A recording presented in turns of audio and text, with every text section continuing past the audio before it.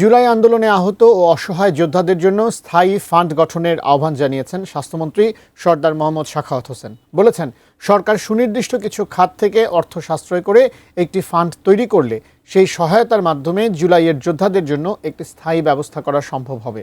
বিকেলে রাজধানীর সচিবালয়ে মন্ত্রণালয়ের সম্মেলন কক্ষে জুলাই গণঅভ্যুত্থান দিবস 2026 উদযাপন উপলক্ষে আয়োজিত আলোচনা সভায় তিনি এসব কথা বলেন। সভায় সবার জন্য সুস্বাস্থ্য ও মানসম্মত স্বাস্থ্যসেবা নিশ্চিত করার উপর জোর দিয়ে মন্ত্রী বলেন, সবার জন্য সুস্বাস্থ্য ও স্বাস্থ্যসেবা নিশ্চিত করাই এই দিনের শপথ।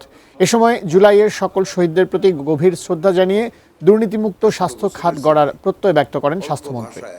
7-8টা সেন্টেন্সের মাধ্যমে আমরা দুর্নীতিমুক্ত একটি স্বাস্থ্য মন্ত্রণালয় কায়েম করব, এই শপথ আজকে আমাদেরকে নিতে হবে এবং আমরা সকলের জন্য সুস্বাস্থ্য দান করব, এই নিশ্চয়তা প্রদান করতে হবে। এটা আমাদের আজকে শপথ নিতে হবে।